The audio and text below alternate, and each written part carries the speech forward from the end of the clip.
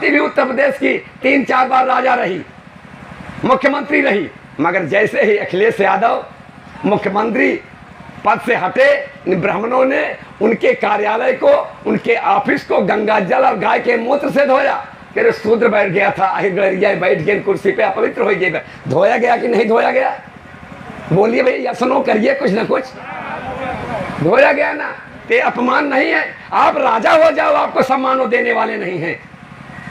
राम नरेश यादव 77 में chief minister of UP थे, उन्होंने 15% आरक्षण दिया बैकवर्ड को। जब आरक्षण दिया तो आपके इलाहाबाद का सत्यप्रकाश मालवीय जात का पंडित था, उनके सरकार में गृह मंत्री था, स्वायत्त शासी मंत्री था। जब रामनेश यादव ने आरक्षण दिया तो उन्हीं के मंत्रिमंडल का मिनिस्टर सत्यप्रकाश मालवीय, ब्राह्मण, इलाहाबाद का रहने वाला, पूरे प्रदेश में एक बगावत कर दिया और पूरे ब्राह्मणों को तैयार किया और उनको तब तक उनका खिलाफ आंदोलन किया जब तक रामनेश यादव की कुर्सी गिर नहीं गई। और नारा लगाया, राम नरेश बाहर आओ, लाठी लेके भैंस चराओ। ये अपमान हुआ कि नहीं? ये अपमान है कि सम्मान है, बताओ?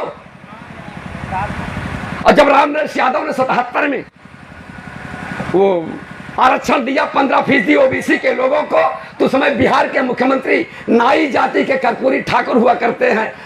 कर्पूरी ठाकुर थे, आप लोग सीनियर लोग जो होंगे जानते हो, कर्पूरी ठाकुर जात के नाई थे, वो मुख्यमंत्री थे बिहार के। उन्होंने दूसरे दिन उन्होंने घोषणा कर दिया बिहार में बैकवर्ड के लिए 15% आरक्षण की घोषणा कर। ब्राह्मणों ने पूरे देश में, पूरे प्रदेश में, पूरे बिहार के अंदर आग लगा दिया और उनको अपमानित किया, अंडारा लगाया, कर्पूरी कर्पूरा, छोड़ो गद्दी थामो छुरा। जाति अपमान किया कि नहीं हमारे पुरखे का? हमारे समाज का मामला है। हम एससी बीसी माइनॉरिटी एक खानदान के हैं। अभी अमेरिका ने डीएनए परीक्षण कर लिया, डीएनए परीक्षण में बता दिया कि अहिर गरिया कुर्मी केवट चमार पासी, यहाँ तक कि मुसलमानों का सबका डीएनए एक है। डीएनए के आधार पर हम सारे लोग भाई हैं, मगर जातियों में बांटकर ब्राह्मणों ने हमें अलग अलग करके हमारा अलग अलग अपमान ही नहीं कर रहा है, बल्कि कुटाई पिटाई कर रहा है और सारा हक अधिकार भी छीन ले रहा है 74 सालों से। मगर हम हैं कि सो रहे हैं, सो रहे हैं। कितनी बड़ी नींद है हमारे इस एससी बीसी माइनॉरिटी समाज के लोगों में। कितने समय तक सोते रहोगे? अरे सोने में सबसे ज्यादा अगर किसी का नाम था तो रावण के भाई कुंभकर्ण का था, मगर कुंभकर्ण भी 6 महीने अगर सोता था तो 6 महीने जागता भी था। पढ़े होंगे इसको, 6 महीने अगर सोता था तो 6 महीने जागता भी था। मगर हमारे हरिया कुर्मी केवट के लोग जितने हैं, बैकवर्ड समाज के लोग, ये जिंदगी भर सो रहे हैं। 74 साल से सो रहे हैं। 74 साल में 3-3 पीढ़ियां गुजर जाती हैं। आजा बेटा नाती 3 पीढ़ियां आ जाती हैं। 3-3 पीढ़ियों से सो रहे हो। आपका अधिकार छीना जा रहा है, आप पर असर नहीं पड़ रहा है। कब तक सोते रहोगे भाई? ये सिलसिला कब टूटेगा? कब तुम आजाद होना चाहोगे? उन लोगों ने तो अपनी आजादी का आंदोलन चलाया, अगस्त क्रांति में नारा दिया, अंग्रेजों को बाहर खदेड़ा, कहा अंग्रेजों भारत छोड़ो। नारा लगाया कि नहीं ब्राह्मणों ने अपनी आजादी के लिए? ब्राह्मणों भारत, अंग्रेजों भारत छोड़ो, नारा लगाया। मगर हम कब तक ब्राह्मण के गुलाम बने रहोगे? कब नारा लगाओगे? हम कहते हैं कि आपको आजाद कराने आए हैं, आप भी नारा लगाओ। जैसे उन्होंने कहा अंग्रेजों भारत छोड़ो, आप भी तैयार हो जाओ कुर्बानी देने के लिए, शहादत देने के लिए, इस देश की महफूजी के लिए। ये देश आपका है, इस देश के मूल निवासी हो। इस देश को आपके पुरखों ने सजाया संवारा था, और जब आपके पुरखे इस देश के राजा थे तो पूरी दुनिया में भारत विश्वगुरु था। पूरी दुनिया के अंदर भारत विश्व महाशक्ति के रूप में जाना जाता था और भारत सोने की चिड़िया कहा जाता था। अगर जैसे अंग्रेजों से गुलामी से छुटकारा ब्राह्मणों ने ले लिया, वैसे ब्राह्मणों से अगर आज़ादी लेना चाहते हो तो आपको भी नारा लगाना पड़ेगा, ब्राह्मणों भारत छोड़ो। लगाओगे? आप भी लगाओ, आप भी लगाओ। मगर हमारे लोग ऐसी व्यवस्था प्रस्थापित कर दिया कि हमारे लोग उससे गुलाम हैं, व्यवस्था के गुलाम हैं। धर्म का नशा है, धर्म की घुट्टी ऐसे पिलाया है कि सारा क्रियाकर्म अहिर कुर्मी केवट के यहाँ सारा क्रियाकर्म जन्म से लेकर मरने तक सारा कर्मकांड वही कराता। अभी बच्चा पैदा होता है तो हमारे लोग उसी के पास भाग के जाते हैं, पंडित जी हमको नाती पैदा हुआ है, उसको साइड बताइए, निकाह सन कब होगा, नाती का नाम क्या रखें। भाग के जाते हो कि नहीं? MA BA पास डॉक्टर इंजीनियर वकील जाते हैं। शादी विवाह करना होता है तो उससे पूछने जाते हैं, मर जाते हैं तो उसके पास जाते हैं। अभी किसी का बाप मर जाता है तो हमारे लोग दौड़े दौड़े चले जाते हैं, उसके पास जाएंगे, पंडित जी रोते हुए जाएंगे, क्या हुआ? पंडित जी हमारे पिताजी तो चले गए। हाँ, पिताजी चले गए तो हमें क्या करना है? पंडित जी बताइए, आपको ये करना है कि पंडित जी थोड़ा देखिए, सोचिए, विचारिए कि हमारे पिताजी चले गए हैं, उनकी आत्मा भटक तो नहीं रहेगी? हमारे पिताजी चले गए हैं, थोड़ा बताइए कि हमारे पिताजी की आत्मा भटक तो नहीं रही है? तो पंडित जी झूठा मानी झूठ मूठ की बात बताते हैं। वो पत्रा पोथी लेके बैठ जाएंगे। जो बैठ जाएंगे तो पन्ना पलटेंगे, पन्ना पलटते रहेंगे। अगर पंडित जी यादव जी को, कुर्मी जी को, पाल जी को, माली मुराई जी को ये बता दें कि तुम्हारे पिताजी की आत्मा नहीं भटक रही है, तो पंडित जी का रोजी रोजगार बंद हो जाएगा। पंडित जी का रोजी रोजगार बंद हो जाएगा। पंडित जी का रोजी रोजगार बंद हो जाएगा तो पंडित जी क्यों बताएंगे कि तुम्हारे पिताजी की आत्मा नहीं भटक रही है? पंडित जी का रोजी रोजगार चलना चाहिए, इसलिए पंडित जी कहेंगे कि हाँ, पिताजी की आत्मा तुम्हारे भटक रही है। अभी पिताजी की आत्मा भटक रही पंडित जी, हाँ, तो हमें करना क्या है पंडित जी? तो पंडित जी कहेंगे ऐसा करना कि 13 दिन तक तुम जो है अपने, जब लेटना तो लेटने के समय, लेटते समय कोई लोहखन, हथिया, छुरी, खुरपा सिरहाने के पास रख करके लेटना, नहीं तो पिताजी की आत्मा आएगी तो तुम्हें डरवाएगी, भटक रहेगी, तुम्हें आत्मा डरवाएगी। मेरे साथियों, जरा दिमाग लगाओ, जरा सोचो अपने दिमाग से कि जो हमारा बाप खुद नहीं पढ़ा लिखा था, अंगूठा टेक था, मगर हमें वकील बना दिया। जो हमारा बाप गैर पढ़ा लिखा था, हमें बैरिस्टर और डॉक्टर बना दिया। जो हमारा बाप भूखों मर गया, खुद नहीं खाया मगर हमको खिलाया, अपना पेट बांधकर हमारा बाप हमको खिलाया। खुद हमारा बाप नहीं पहना मगर हमको पहनाया। वो बाप मरने के बाद हमें सताने आएगा, हमें डरवाने आएगा। क्या हमारे लोगों की खोपड़ी, क्या हमारे लोगों का दिमाग है यार? जो खुद नहीं खाया बाप हमको खिलाया। जो हमारी माँ खुद गीले में सोई, हमने पेशाब कर दिया, हमने टट्टी कर दिया, हमारी माँ गीले में सोई मगर हमें सूखे में सुलाने का काम किया। तो हमारी माँ, हमारी बाप हमें मरने के बाद डरवाने आएंगे यार? काहे के लिए ब्राह्मणी पाखंड में पड़े हुए हो? छोड़ो इस व्यवस्था को, लात मारो। अरे हमको पढ़ा लिखा इस लायक बना दिया, आलीशान हमको कहा मकान बनवा दिया, खुद वो छप्पर में मेरा बाप रहा, छान के नीचे रहा, मगर पढ़ा लिखा के हमें इस लायक बना दिया कि हम घर बनाने लायक हो गए। 25 लाख, 30 लाख, 40 लाख का हमने मकान बना लिया। मगर जब मकान बन गया तो पंडित जी प्रवेश कराने आएंगे। अपने माँ बाप से हम नहीं प्रवेश करवा सकते कि पहले हमारा माँ बाप प्रवेश करेगा फिर हम प्रवेश करेंगे। दिमाग की बत्ती थोड़ा जलाओ ना यार। अपने माँ बाप से गृह प्रवेश क्यों नहीं करवाते हो? वो तो नहीं बना पाए, मगर हमको बनाने लायक किसने बनाया? हमारे माँ बाप ने बनाया ना। आपके माँ बाप ने बनाया मकान बनाने लायक, मगर बन गया मकान तो गृह प्रवेश पंडित जी कराएंगे, और वो भी 3 फेल पंडित जी बताएंगे, 3 फेल बताएंगे। हम वकील, बैरिस्टर, डॉक्टर हैं, खुद अपने बेटी की शादी के लिए डेट नहीं रख सकते क्या? हमने खुद अपने बेटे की शादी किया, बिना मंत्र के शादी किया, बिना ब्राह्मण के शादी की अपने बेटे की। मैं खुद वकील हूं, हमको 31 साल वकालत करते हो गया। मेरा बेटा MA BA TET है, LLB भी कर रहा है, तैयारी कर रहा है। मैं किसी से नहीं, दोनों पक्ष आए आमने सामने। यकीन मानिए, दिल की बात बता रहा हूं, झूठ नहीं, आके पता कर लीजिएगा। 5 नए पैसे मैंने दहेज के नाम पर 5 पैसे नहीं लिए हूं।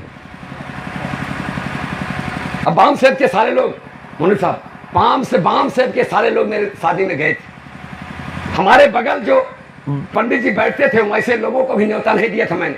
और पत्रिका, यादव शक्ति पत्रिका में देख लीजिए, वो शादी छपी थी, बिना दहेज, बिना मंत्र की शादी थी। आप यकीन मानो, 2 नाती पैदा हो गए हैं। तो पाखंड को छोड़ो, जब तक पाखंड में रहोगे हमारे समाज का सत्यानाश होता रहे। तो साथियों, आज देश के किसी भी सिस्टम पर हमारा कोई हक अधिकार नहीं रह गया है, सारे अधिकार छीन लिए गए हैं। हम घर से बेघर हो गए हैं, हमारा कोई अधिकार नहीं रह गया है, किसी सिस्टम पर हमारी भागीदारी, हिस्सेदारी नहीं है। तो हम हिस्सेदारी की अब बात छोड़ दीजिए।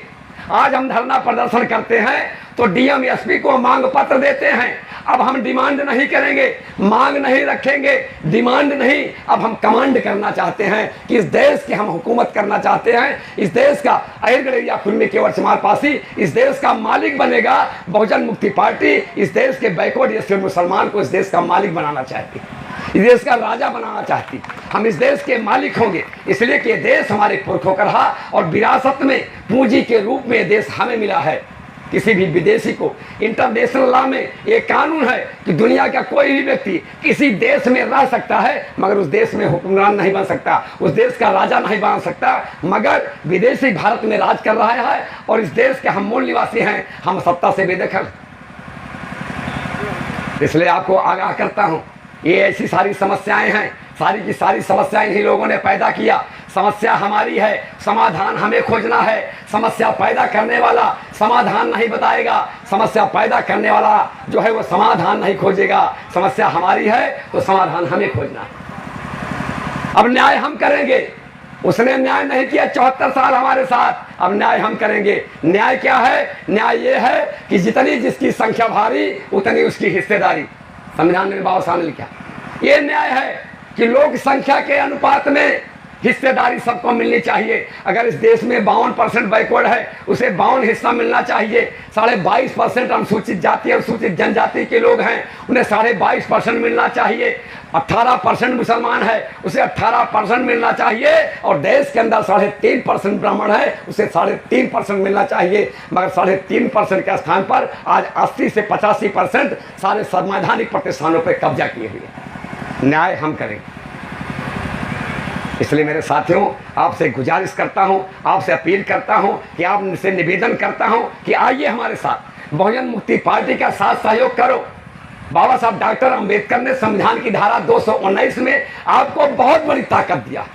ऐसी ताकत आपका दुश्मन नहीं चाहता था कि वो ताकत हमको मिले, मगर बाबा साहब डॉक्टर अंबेडकर ने मनवादी विचारधारा के लोगों से अकेले देश के अंदर लड़ करके आपको वोट की ताकत दिलाया। वोट के बल पर आप इस देश के मालिक बन सकते हो, वोट के बल पर इस देश का राजा बन सकते हो। 74 साल से आप इस देश के मालिक इसलिए नहीं बन पाए कि 74 सालों से आपने कभी अपने वोट का सही इस्तेमाल नहीं किया, सही इस्तेमाल नहीं किया।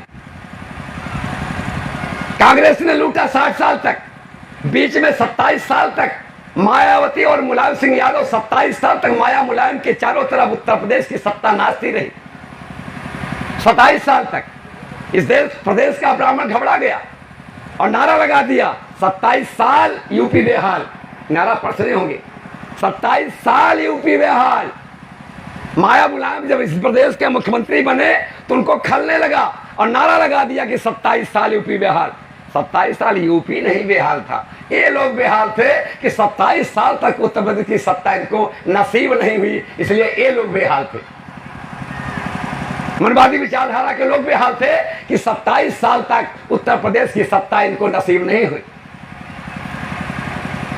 इसलिए आपसे निवेदन है, गुजारिश है कि इस देश के मालिक बनो। अगर आप उत्तर प्रदेश के अंदर 2022 में चुनाव होने वाला है, 7-8 महीने का वक्त केवल रह गया है मेरे साथियों, आप चिंतन कर लो, सोचिए समझिए कि आज तक जितने भी पार्टियां बनी, सपा बसपा ने भी आपके साथ गद्दारी किया। मंडल कमीशन की रिपोर्ट नहीं लागू हुई, रिजर्वेशन इन प्रमोशन खत्म हो गया, मंडल कमीशन में आपके आरक्षण में क्रीमी लेयर लगा दिया। क्रीमी लेयर का मतलब होता है कि जिसकी आमदनी उस समय जब 16 नवंबर 1992 को फैसला आया कि जिसकी आमदनी 1 लाख रुपए होगी उसे आरक्षण नहीं मिलेगा। जिसकी आमदनी 1 लाख होगी उसको आरक्षण नहीं मिलेगा। आमदनी रहेगी तभी तो बच्चे को पढ़ाएगा। 1 लाख होगी तो आरक्षण उसको नहीं मिलेगा। और जो हम गरीब आदमी हैं, अपने बच्चों को पढ़ा नहीं सकते, जब पढ़ा नहीं पाएंगे तो उसको भी आरक्षण का लाभ नहीं मिलेगा। आरक्षण ऊपर से भी कट गया, आरक्षण नीचे से भी कट गया। हम पढ़ा नहीं पाएंगे इसलिए आरक्षण खत्म। और जो 1 लाख आमदनी होगी वो पढ़ाएगा, 1 लाख होने के नाते उसे आरक्षण नहीं मिलेगा, ऊपर से भी खत्म। तो आपका आरक्षण छीन लिया गया। नौकरियों में रिजर्वेशन प्रमोशन था, वो भी खत्म कर दिया। एजुकेशन में आपको आरक्षण ही नहीं दिया। ये सारी बातें हुई, मगर सपा बसपा की सरकार 27 साल तक रही। इन लोगों के कान में जू तक नहीं रहेगा। इन लोगों ने विरोध में नहीं किया, और चाहते तो सपा बसपा के इतने लोग थे सड़कों पर उतार देते तो सड़क से लेकर संसद तक, दिल्ली तक आग लग जाती। मगर सपा बसपा के लोगों ने, चाहे वो मुलायम सिंह यादव हो, चाहे मायावती हो, ये लोग बैकवर्ड एससी और माइनॉरिटी समाज के साथ धोखा इन्होंने भी किया कि मंडल कमीशन की रिपोर्ट नहीं लागू हुई, रिजर्वेशन प्रमोशन एसपी एससी का खत्म हो गया, मगर ये लोग बोल नहीं पाए। पढ़े लिखे लोग हैं, बोलने के बाद सवाल करिएगा, उसका उत्तर दूंगा, उत्तर दे के जाऊंगा। जितनी बात बता रहा हूं सब सच्चाई बता रहा हूं। इसलिए आपके हक अधिकार के लिए अगर देश के अंदर कोई लड़ाई आपकी लड़ सकती है तो केवल बहुजन मुक्ति पार्टी लड़ सकती है। हमें पता है देश में सत्ता तो है, लेकिन विपक्ष देश के अंदर नहीं रह गया है, उसका कोई विरोध नहीं हो रहा है। चुनाव में बड़े बड़े जो पूंजीपति लोग थे, टाटा बिरला, डालमिया, पतंग सिंघानिया, अडानी अंबानी, ऐसे लोगों ने 1200 करोड़ रुपए बीजेपी को चंदा दिया सरकार बनाने के लिए, 1200 करोड़, और 800 करोड़ कांग्रेस को भी चंदा दिया। 1200 करोड़ रुपए इसलिए बीजेपी को चंदा दिया कि बीजेपी पूंजीपतियों के समर्थन में कानून बनाएगी, और कांग्रेस को 800 करोड़ ये इसलिए दिया कि जब बीजेपी हमारे समर्थन में कानून बनाएगी पूंजीपतियों के समर्थन में, तो कांग्रेस विपक्ष में रहेगी, तो कांग्रेस विरोध करेगी हमारा। तो कांग्रेस विरोध ना करे, कांग्रेस को विरोध करने से रोकने के लिए 800 करोड़ रुपए पूंजीपतियों ने कांग्रेस को भी दिया। बात समझ में आई कि नहीं आई? 1200 करोड़ बीजेपी को दिया कि हमारे समर्थन में कानून बनाओ, और 800 करोड़ कांग्रेस को दिया कि बीजेपी जो कानून हमारे समर्थन में बनाएगी तुम विरोध मत करना। कांग्रेस का मुंह बंद करने के लिए 800 करोड़ उसको भी चंदा दिया। तो सदन में जितना भी काला कानून बना रही है कांग्रेस बीजेपी दोनों एक ही है। लोग सोचते हैं कि कांग्रेस और बीजेपी अलग अलग है, ये 100% गलत बात है। हम आपको सजरा बता दे रहा हूं। सजरा जानते हैं ना? सजरा जानते होंगे आप लोग, बाप बेटा नाती पोता, ये सजरा में आता है। तो पूरे इंडिया के ब्राह्मणों ने कांग्रेस बनाई थी 1885 में। पूरे देश के ब्राह्मणों ने कांग्रेस बनाई 1885 में, और 1885 में जब कांग्रेस बन गई तो वही कांग्रेस 1925 में आरएसएस को बनाया, और आरएसएस जो 1925 में बनी 1948 में उसने जनसंघ को बनाया, वही जनसंघ 1980 में बीजेपी हो गई। एक ही खानदान हुआ कि दूसरा खानदान हुआ? तो देश के अंदर जितने काले कानून बने हमारी गुलामी को मजबूत करने के लिए, चाहे वो उदारीकरण का कानून हो, चाहे निजीकरण का कानून हो, चाहे बस्सीकरण का कानून हो, चाहे एलपीजी हो, चाहे सेज हो, चाहे भूमि अधिग्रहण कानून हो, चाहे नोटबंदी हो, जितना भी कानून बनाया सब हमारे विरोध में बनाया। कांग्रेस ने बनाया और बीजेपी उसको लागू कर रही है, और कांग्रेस आज तक उसका विरोध नहीं कर रही है। सपा बसपा की हैसियत ही नहीं है, इसलिए कि सपा बसपा यूपी तक सीमित है। सपा बसपा के पार्लियामेंट के मेंबर अगर जीत जाते हैं तो ये लोग बिकने का काम करते हैं। कैसे बिकते हैं? हमारे लोगों को दो चीज का नशा है, एक जाति का नशा है, एक धर्म का नशा है। जात का नशा कैसे हमारे लोगों को है? हमारे लोगों को जो अधिकार मिला है वो अहिर गड़ैया कुर्मी केवट के रूप में नहीं मिला है, वो अधिकार मिला है पिछड़े वर्ग के रूप में। तो हमारे लोगों को जातीय चेतना ज्यादा है, वर्गीय चेतना नहीं है। अगर वर्गीय चेतना होती तो आज देश का बैकवर्ड इकट्ठा रहता। अगर किसी भी व्यक्ति से पूछ लो कौन हो, तो कहता है अहिर हूँ। तुम कौन हो? कहता है कुर्मी हूँ। तुम कौन है? मुराई हूँ। तुम कौन हो? गडरिया हो। तुम कौन हो? माली हो। तुम कौन हो? मल्लाह हो। ये तो मिलते हैं, मगर ओबीसी नहीं मिलता। कोई आदमी ओबीसी बताया अपने को? मगर अनुसूचित जात के किसी भी चमार पासी अगर मिल जाए लड़का नौजवान, कोई पूछ लो कौन हो, कहते हैं एससी हो। इसलिए कि उनको वर्गीय चेतना उनके अंदर है, मगर हमारे बैकवर्ड के लोगों को वर्गीय चेतना नहीं है। अधिकार चाहिए वर्ग के रूप में, मगर नेता चाहिए जात के रूप में। यही सत्यानाश का मूल कारण है। तो नेता चाहिए, जात का नशा हमारे लोगों को जाता है। जात का नेता धोखा देता है। कैसे धोखा देता है हमारे लोगों को समझ भी नहीं आता। तो जाति का नेता जात के लोगों को धोखा दे रहा है, 74 साल से धोखा दे रहा है। जात का नेता जब अपनी जाति में जाता है तो कहता है, अपने जात के लोगों से कहता है, अरे भाई सारी जातियां आगे निकल गई, सारे लोगों ने तरक्की कर दिया, हर जात के लोगों ने, हम पीछे रह गए। इकट्ठा हो जाओ, अपनी भी तरक्की हो जाए। तो जाति का नेता अपनी जात को इकट्ठा करता है, तरक्की के नाम पर, विकास के नाम पर, भविष्य के नाम पर। तो जब जात का नेता जात के लोगों को इकट्ठा कर लेता है, सारे लोगों को, अपनी जातियों को, तो कहा जाता है, वो सोनिया गांधी के पास जाता है और सोनिया गांधी से कहता है कि मैडम, हमने अपने जात के लोगों को इकट्ठा कर लिया, बताइए आप क्या देगी। तो सोनिया गांधी कहती हैं कि चलो तुमको लोकसभा का टिकट दे देते हैं, पेट्रोल पंप लोगे, चलो पेट्रोल पंप भी दे देता हूं। बात अगर बन जाती हो तो ठीक है, अगर नहीं बनती तो जाति का नेता कहाँ जाता है, तो सोनिया गांधी को छोड़कर वो अमित शाह के पास पहुंच जाता है जात का नेता। उनके पास जब जाता है तो क्या कहता है, उनसे कहता है कि मैं सोनिया गांधी के पास गया था, अपनी जात के लोगों को इकट्ठा कर लिया, हमारी जात के लोगों ने एक ताकत का संचार कर दिया हूं। बताइए, मैडम के पास गया था, सोनिया गांधी के पास, वो पार्लियामेंट का टिकट दे रही थी, पेट्रोल पंप दे रही थी, आप क्या कहना चाहते हैं बताएं। तो अमित शाह कहते हैं चलो अगर मैडम ये दे रही थी तो चलो तुम्हारे बेटे को भी एमएलए का टिकट दे देता हूँ, गैस की एजेंसी लोग, चलो गैस की एजेंसी भी दे देता हूँ। बात बन जाती है। तो जब बात बन जाती है तो नेता करता क्या है, नेता अपने समाज के लोगों को अमित शाह यानी बीजेपी के हाथ में बेच देता है। तो जात का नेता जब बेच देता है तो जो जात का नेता होता है, जो साइकिल से चलता था, वो नेता कार से चलने लगता है, जो कार से चलता था वो हवाई जहाज और हेलीकॉप्टर से चलने लगता है। वो तो बढ़ गया। जात का नेता अपने समाज को सोनिया गांधी और अमित शाह के साथ हाथ में बेच दिया, जाति को बेच दिया, खुद आगे निकल गया, मगर समाज जहां था वहीं रह गया। और बेचा कैसे पता नहीं चला जात के लोगों को। जैसे भेड़ का मालिक, भेड़ी समझते हैं ना, छेड़ी भेड़ी समझते हैं ना, जैसे भेड़ का मालिक भेड़ का सौदा चिकवा के हाथ से कर लेता, जब चिकवा के हाथ भेड़ का सौदा भेड़ का मालिक कर लेता है तो क्या भेड़ का पता चलता है, सारी भेड़ें कट जाती हैं, पैसा अपने पॉकेट में भेड़ का मालिक रख लेता है, मगर भेड़ों का पता नहीं चलता। वैसे जात का नेता अपने जात के लोगों को अमित शाह और मैडम सोनिया गांधी के हाथ में भेज देता है, खुद आगे निकल जाता है, मगर समाज जहां रहता है वहीं रह जाता है। इस तरह से सौदेबाजी जात का नेता करता है। समझ में आई बात। तो हमारे लोगों को जात का नशा है और धर्म का नशा। धर्म का नशा कैसे होता है, धर्म का नशा ये होता है कि 16 नवंबर 1992 को 1989 को मंडल कमीशन बैकवर्ड के संबंध में रिपोर्ट जो बनी थी वो लागू हो गई। जब लागू हो गई, बीपी सिंह ने लागू किया, मान्यवर कांसीराम साहब के दबाव में जब लागू हुई, एक तरफ तो बीपी सिंह ने मंडल कमीशन की रिपोर्ट को लागू किया और दूसरे अपने चेला मधुलिमय ब्राह्मण को भेज दिया सुप्रीम कोर्ट, कहा जाओ इसको रुकवाओ।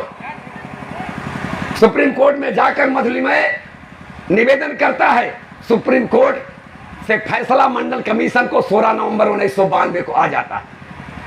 मुकदमा एक था, मामला एक था, मंडल कमीशन का था, बैकवर्ड का मामला था, फैसला अगर दावा एक था तो फैसला एक होना चाहिए, मगर सुप्रीम कोर्ट ने संविधान के दायरे से बाहर जाकर के संविधान के विरोध में, बहुजनों के विरोध में, मूल निवासियों के विरोध में फैसला दिया सुप्रीम कोर्ट ने। क्या फैसला दिया, मामला एक था, फैसला 4 दिया। पहला फैसला दिया सुप्रीम कोर्ट ने कि आरक्षण लागू किया, दूसरा क्या लागू किया, 52% मिलना चाहिए बैकवर्ड को, 52 नहीं दिया, 27 दिया, 2 हो गया। तीसरा फैसला क्या दिया, जो 27 दिया क्रीमी लेयर लगा दिया कि जिसकी आमदनी 1 लाख रुपए होगी उसे आरक्षण का लाभ नहीं मिलेगा, 3 फैसला हो गया। चौथा फैसला दिया कि जो हमको आरक्षण मिला नौकरियों में दिया मगर शिक्षा एजुकेशन में नहीं दिया। और जो अंतिम फैसला दिया वो दिया अनुसूचित जात यानी चमार, पासी, धोबी, धनकार के विरोध में दिया। मंडल कमीशन की रिपोर्ट से में उनका नाम भी नहीं था, वो फरीक मुकदमा नहीं थे, उन लोगों ने मुकदमा कायम भी नहीं किया था, मामला बैकवर्ड का था, मगर अनुसूचित जात के विरोध में सुप्रीम कोर्ट ने फैसला दिया। क्या फैसला दिया कि जो रिजर्वेशन इन प्रमोशन था उसको खत्म कर दिया। पार्टी भी नहीं थे, फरी मुकदमा नहीं थे। मंडल कमीशन ओबीसी का मामला है, रिजर्वेशन प्रमोशन एससी का मामला है, मगर मामला बैकवर्ड का अब फैसला एससी के विरोध में दिया। तो 16 नवंबर 1992 को जो फैसला आया, आपको ओवन लगती होगी, बंद कर रहा हूं, बस 2 मिनट और बोलूंगा। जो फैसला आया हमारे विरोध में आया, फैसला आने के ठीक तुरंत बाद 6 दिसंबर 1992 को बाबरी मस्जिद गिरा दी गई। हमारे लोगों को अपने हक अधिकार के लिए आरक्षण के विरोध में जो फैसला सुप्रीम कोर्ट ने दिया था, उनको दिल्ली कूच करना था। पूरे देश में नारा लगता, चलो दिल्ली चलो दिल्ली। तो इस देश की आबादी का 52% अकेले 52% बैकवर्ड है। अगर दिल्ली गया होता तो देश की संसद को ठप कर देता, और देश की संसद न चलने पाती।